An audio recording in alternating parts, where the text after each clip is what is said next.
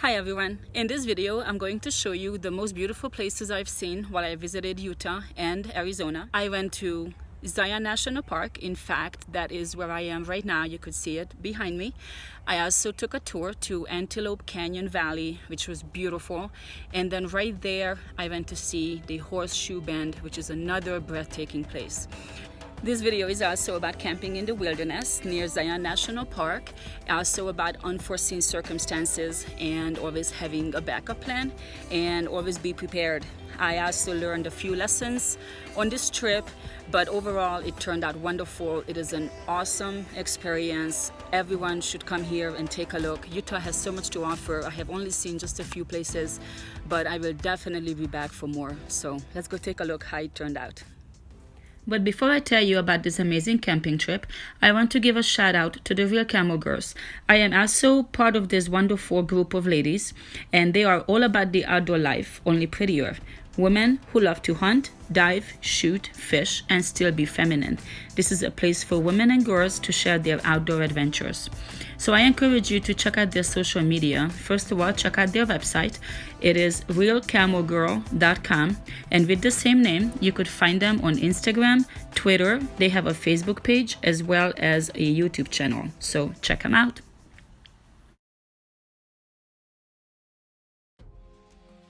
My original plans for this trip were to visit Zion National Park, camp somewhere close to it, visit Antelope Canyon Valley about an hour away, and maybe some other places nearby.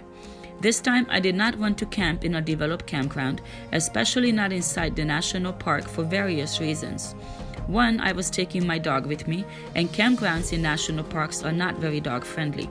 They either don't allow them or they require them to be on a 6-foot leash at all times and cannot be left unattended. The other reason, these campgrounds are extremely crowded and they already fill up 6 months in advance.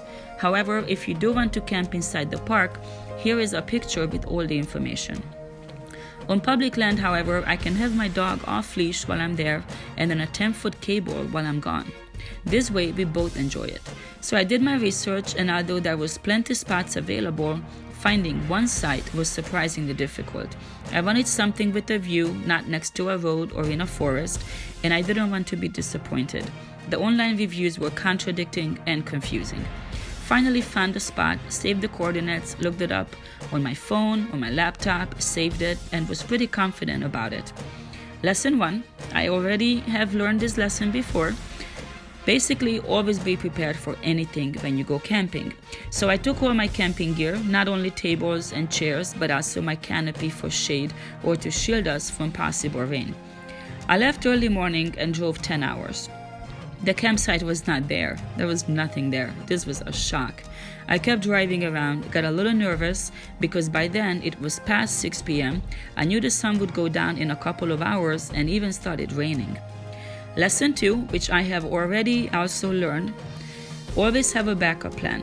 My backup plan was to camp on any public land I can find just in case I can't find this spot. I had the full setup, so worst case scenario, it wouldn't be pretty, but it would still work. It all worked out in the end because all public land was clearly marked, and I found something with the view on top of a cliff. There was even a fire ring made out of rocks. The rain stopped, and it turned out the sun didn't go down until 9 p.m., so it was visible light until 9:45.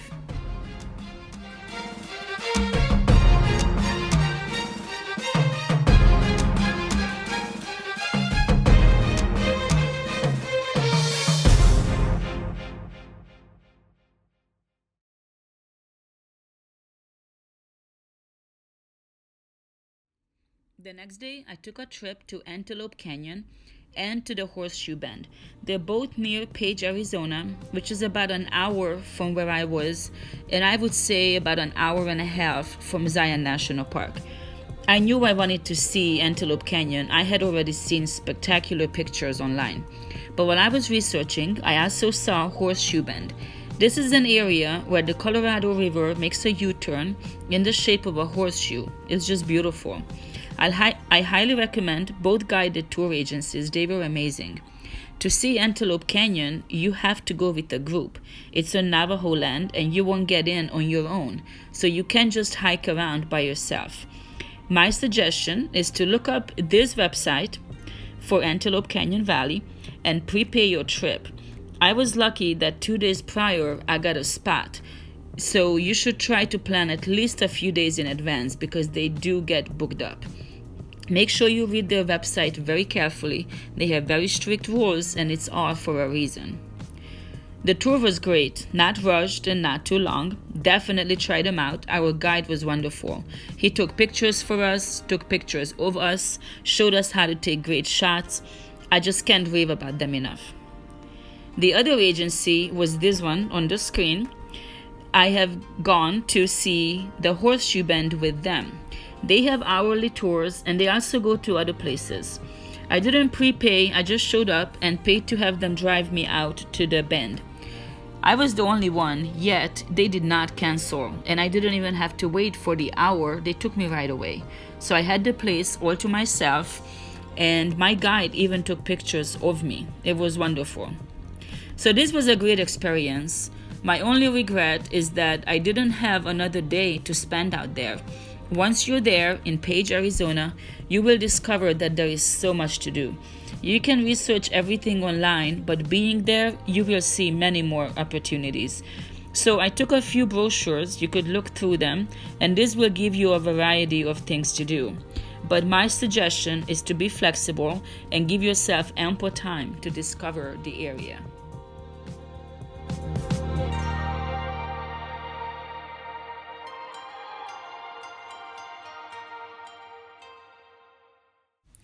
After spending a wonderful day in Page, Arizona, I just couldn't wait to get back to my campsite because I had to leave my dog behind. And as I was getting closer and closer, I saw that it was raining with a lot of thunder and lightning, and I know that my dog is afraid of thunder. Now, before I left, I thought I was prepared for everything. I did leave my tent door open so that if he gets scared, he could go inside. And he was tied to a very, very long cable so he could freely move around, but yet he couldn't run away. Well, when I got back, I was surprised to see that my tent was completely bent over, completely flattened, and actually shifted a few feet, even though I have had a lot of things inside. It was very heavy. I didn't think it would move. And this canopy completely fell off the cliff. I was lucky that the trees actually stopped it, and I was able to pull it back up and stand it up. And as you could see, it only suffered one little damage, one hole, and that was it. So the lesson here is, first of all, always be prepared, be expecting the unexpected, the unforeseen circumstances, and more specifically, a lesson to myself and everyone out there who didn't know this, when you're camping on top of a hill or top of a cliff, it will be windy, so you have to stake everything down. So as you see, after I fixed everything, I actually staked everything down. I even used some extra straps because it just kept on raining. It was still a little bit windy, but me and my dog, we just sat there kind of chilling under the canopy, listening to the rain. And overall, it was actually a great experience at that point because I had never camped in a rain, and if you're prepared for everything, it is actually still an enjoyable experience. So I did learn one lesson during this camping trip.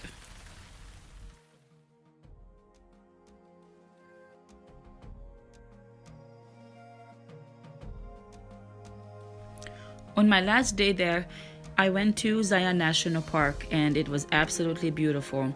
To be honest with you, I actually like it more than the Grand Canyon.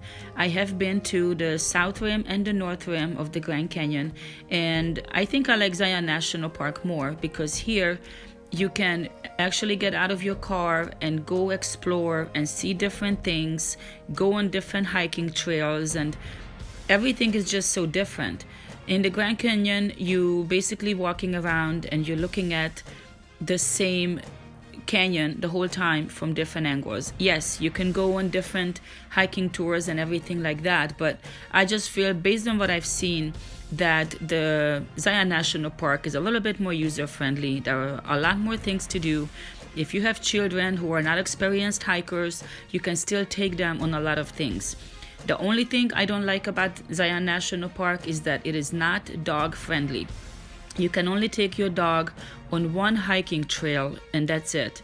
Other than that, they're not supposed to be anywhere outside your car. But in the Grand Canyon, you could basically take them anywhere as long as they are on a leash.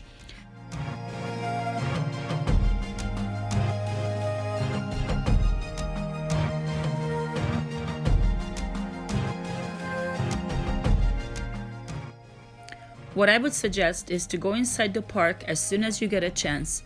Even if you get there late, an hour or two before they close, don't worry, just go in, because once you pay, they give you a lot of information, a lot of different maps and guides and publications that tell you everything. So you can just turn around, come right back and go to your campsite and take some time to read through everything and then plan your visit for the next day or the next couple of days. Don't worry, because your entrance fee is good for 7 days. So you can go back and forth in and out of the park and you're not going to have to worry. So inside the park, there is so much to do. These papers will tell you about basically anything and everything you need to know. They have bicycle tours. You could take your own. You could rent some. They tell you about all the different hiking trails.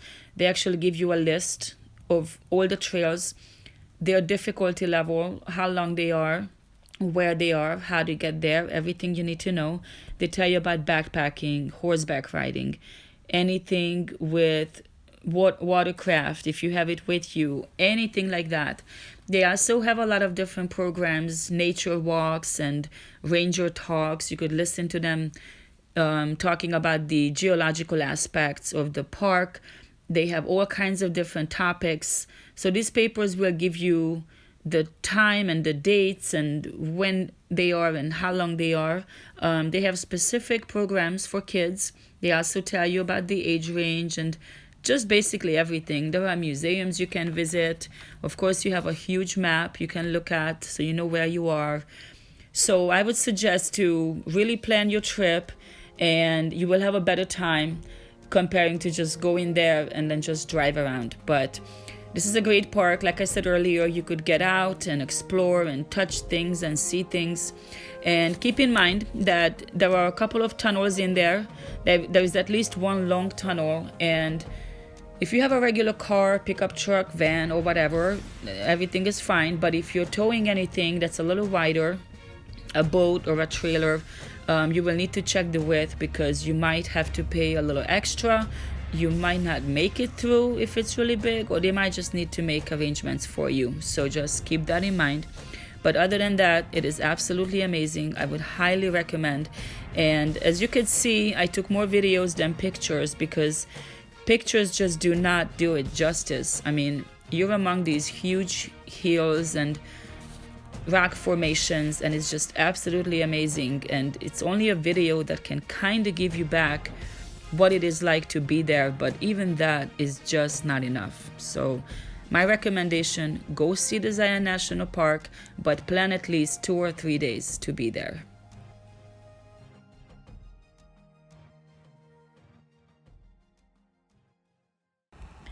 So hopefully you enjoyed this video and you will make this trip sometime very soon. Like I said earlier, make sure that you will plan a few days because you're not going to see everything on the internet that you're trying to see. You could basically search and you're going to find just a few of the main tours and main attractions. But once you're here and you drive around, you're going to see all the signs for different tours, attractions, events, places to see, lookout points, things like that. A lot of them are free. A lot of them are low cost, and you're not going to see it until you're here. And then you will wish that you had 3 more days. So hopefully you will make that trip soon. Let me know. If you do, leave me a comment. Let me know if you have any questions or any suggestions about places to see out here, because I know there's so many.